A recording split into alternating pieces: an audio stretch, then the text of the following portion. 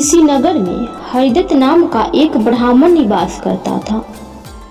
उसकी खेती साधारण ही थी, अतः अधिकांश समय वह खाली ही रहता था।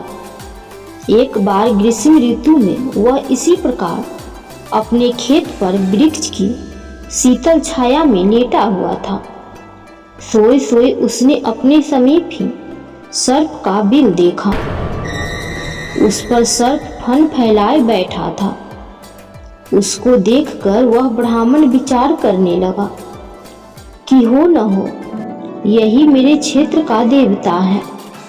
मैंने कभी इसकी पूजा नहीं की, अतः मैं आज अवश्य इसकी पूजा करूंगा। यह विचार मन में आते ही वह उठा और कहीं से जाकर दूध मांग लाया। उसे उसने एक मिट्टी के बर्तन में रखा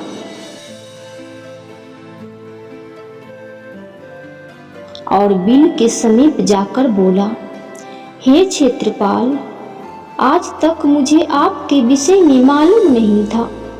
इसी प्रकार मैं किसी प्रकार की पूजा अर्चना नहीं कर पाया।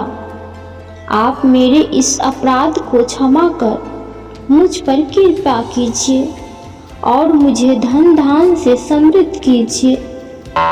इस प्रकार प्रार्थना करके उसने उस दूध को वहीं पर रख दिया और फिर अपने घर को लौट गया। दूसरे दिन प्रातःकाल जब वह अपने खेत पर आया तो सर्वप्रथम उसी स्थान पर गया। वहां उसने देखा कि जिस बर्तन में उसने दूध रखा था उसमें एक स्वर्ण मुद्रा रखी हुई है। उसने उस मुद्रा को उठाकर रख लिया। उस दिन भी उसने उसी प्रकार सर्प की पूजा की और उसके लिए दूध रखकर चला गया। अगले दिन प्रातःकाल उसको फिर एक स्वर्ण मुद्रा मिली। इस प्रकार अब नित्य वह पूजा करता और अगले दिन उसको एक स्वर्ण मुद्रा मिल जाया करती थी। कुछ दिनों बाद उसको किसी कार्य से अनग्राम में जाना पड़ा। उसने अपने पुत्र को उस स्थान पर दूध रखने का निर्देश दिया। अनुसार उस दिन उसका पुत्र गया और वहां दूध रखकर आया।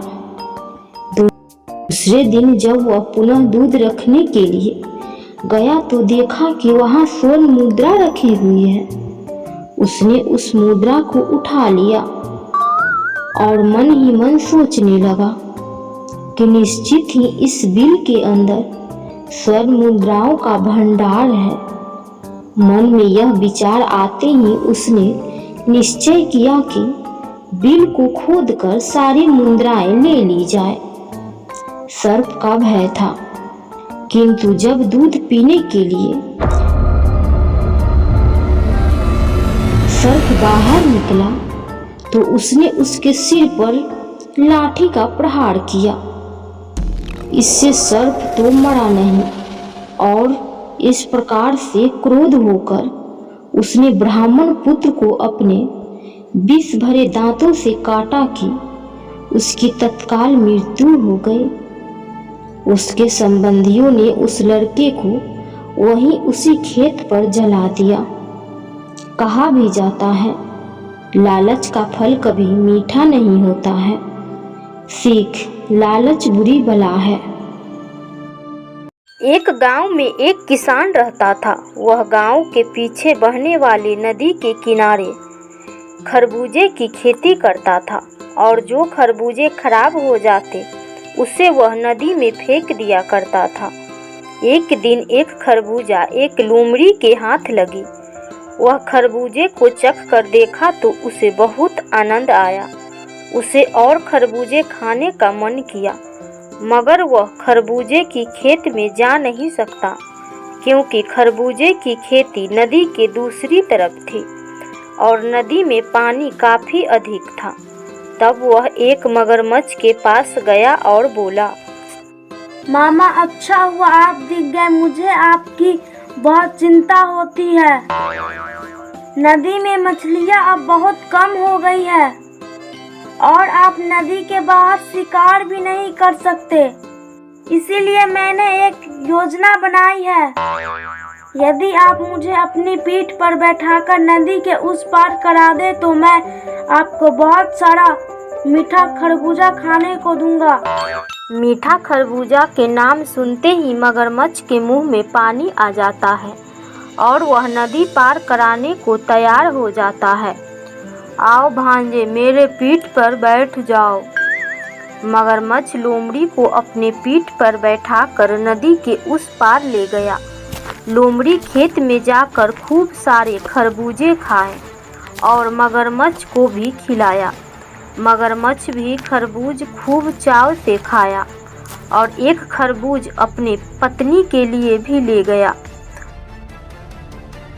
उसके पत्नी को भी खरबूज बेहद पसंद आया। ऐसे ही निरंतर चलता रहा। लोमड़ी मगरमच्छ के पीठ पर बैठकर नदी के उस पार जाता और दोनों खूब खरबूज खाते और आते समय मगरमच्छ अपने पत्नी के लिए भी खरबूजा ले आता। मगरमच्छ रोज खरबूजा खा खा कर पक गया था। अब लोमड़ी की तरफ उसका ध्यान था। अगले दिन मगरमच्छ लोमड़ी के पास गया और लोमड़ी हमेशा की तरह उसके पीठ पर बैठ गया। खरबूजा तो मैं स्वयं अकेला जाकर भी खा सकता हूँ। पहले इसे खाकर तो मैं अपने मुंह का स्वाद बदल लूँ। जब मगरमच्छ नदी के बीच में पहुँचा तो सोचा, अब तो मैं इसे आराम से खा सकता हूँ और यह चाहकर भी भाग नहीं सकता। अब तो यह कुछ ही देर में मरने वाला है। इसे सच्चाई बता देनी चाहिए। अब मुझे बहुत ज़ोरों से भूख लग रही है। अब तो मेरे हाथ पैर भी रुकने लगे हैं। ऐसा लगता है जैसे हम दोनों अब डूबने वाले हैं। इतना सुन लोमड़ी समझ गया कि मगरमच्छ उसे खाने की फिराक में है, मगर वह घबराया नहीं, प्यार से बोला, अरे मामा, बस इतनी सी बात, चाहो तो आप मुझे अभी खा लो। आपने मुझे पहले क्यों नहीं बताया? मैं तो यही सोच रहा था कि कहाँ आप ताजे ताजे जानवरों का कलेजा खाने वाले महाबली हो। इतने दिनों से मामूली सी खरबूजा खाकर आपकी भूख शांत होगी, इसलिए मैं रोज खरबूजा खा खा कर अपना कलेजा बहुत बड़ा कर लिया हूँ। अब इतना बड़े कलेजा तो साथ में लेकर चल भी नहीं सकता। मैं अपना कलेजा झाड़ियों में छुपा कर रखा हूँ। यदि आप मुझे अभी खा ले तो हड्डियों के सिवा कुछ नहीं मिलेगा। थोड़ा और हिम्मत बांधो मामा। यदि आप किनारे चले तो मैं आपको अपना बहुत बड़ा स्वादिष्ट कलेजा खिलाता हूँ। यह सुन मगरमच्छ खुश हो जाता है और वह सोचता है लोमड़ी सही ही कह रहा है और वह वापस किनारे आ जाता है। किनारे पहुँचते ही लोमड़ी उसके पीठ से कूदकर बोला, अरे मूर्ख मामू, दिखा दी ना दोस्ती की फितरत। अबे गधे, कोई अपना कलेजा भी कहीं निकाल सकता है क्या? अब चल भाग यहाँ से। अब मगरमच्छ अपनी मूर्खता पर पछतावा करने लगा और घर जाकर अपनी पत्नी से सारी बात बताई। चतुर सियार, इतनी आसानी से आपको बेवकूफ़ बनाया और आप बन भी गए। खैर, बकरी की माँ आखिर कब तक खैर मनाएगी? पता करो कि वह पानी पीने नदी के किस छोर पर आता है और वहीं पर दबोच लेना। कुछ दिन बाद मगरमच्छ को पता चला कि लोमड़ी बरगद के पेड़ के नीचे अंधेरे में पानी पीने आता है। योजना अनुसार मगरमच्छ वहां पहुंचकर लोमड़ी का इंतजार करने लगा। थोड़ी ही देर बाद लोमड़ी वहां आया और पानी पीने लगा। तभी मगरमच्छ लोमड़ी का पैर पकड़ लिया। लोमड़ी भी बिना हिले डुले मगरमच्छ से बोला, अरे मामा, पकड़ना चाहिए आपको। हमारा गोर तो पकड़ लिया बरगद का सोड़। यह सुनकर मगरमच्छ को लगा कि वह सचमुच ही बरगद का सोड़ ही पकड़ लिया है और वह लोमड़ी का पैर छोड़ दिया क्योंकि अंधेरा ज़्यादा था। जैसे ही पैर छूटे लोमड़ी वहाँ से भाग निकला। मगरमच्छ फिर अपनी पत्नी को सारी बात बताई। तो तुम फिर एक बार मूर्ख बन गए, मगर कोई बात नहीं, तुम पता करो कि वह रहता कहाँ है। और सारी योजना मगरमच्छ को समझा दिया। मगरमच्छ ने पता लगाया कि लोमड़ी एक गुफा में रहता है और जैसे ही लोमड़ी गुफा से बाहर गया वैसे ही मगरमच्छ गुफा में जाके छुप गया। कुछ देर में लोमड़ी जब वापस आया तो वह गुफा के बाहर मगरमच्छ के पैर के निशान देखकर समझ गया कि मगरमच्छ गुफा में ही है। वह बोला, गुफा, अरे वो गुफा, गुफा वे गुफा। मैं जब भी आता था तो गुफा मुझसे बात करती थी, मुझे अंदर बुलाती थी और आज गुफा मुझसे बात नहीं कर रही है। मेरे गुफा मुझसे बात नहीं करेगी तो मैं जा रहा हूँ। इतना सुन मगरमच्छ को लगा कि शायद गुफा मुझसे डर रही है। अगर यह लोमड़ी से नहीं बोली तो वह वापस चला जाएगा। इससे अच्छा मैं ही बोल देता हूँ। अंदर आओ, तुम्हारा स्वागत है। मगरमच्छ की आवाज़ सुनते ही लोमड़ी तुरंत वहाँ से उल्टे पांव भागा। कुछ देर इंतजार करने के बाद मगरमच्छ समझ गया कि लोमड़ी वहाँ से भाग गया है और वह मुंह लटकाए फिर एक बार खाली हाथ अपने पत्नी के पास गया और सारी बात बताई। आपसे कुछ नहीं होगा, अब मुझे ही जाना होगा। पता करो कि लोमड़ी अब कहाँ रहता है। कुछ दिन बाद पता चला कि लोमड़ी एक झोपड़ी में रहता है।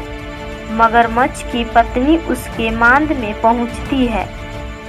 उसको जाते हुए लोमड़ी देख लेता है और झोपड़ी में आग लगा देता है, जिससे मगरमच्छ की पत्नी उसमें जलकर मर जाती है और लोमड़ी अपने मित्रों के साथ मिलकर उसका दावत खाता है।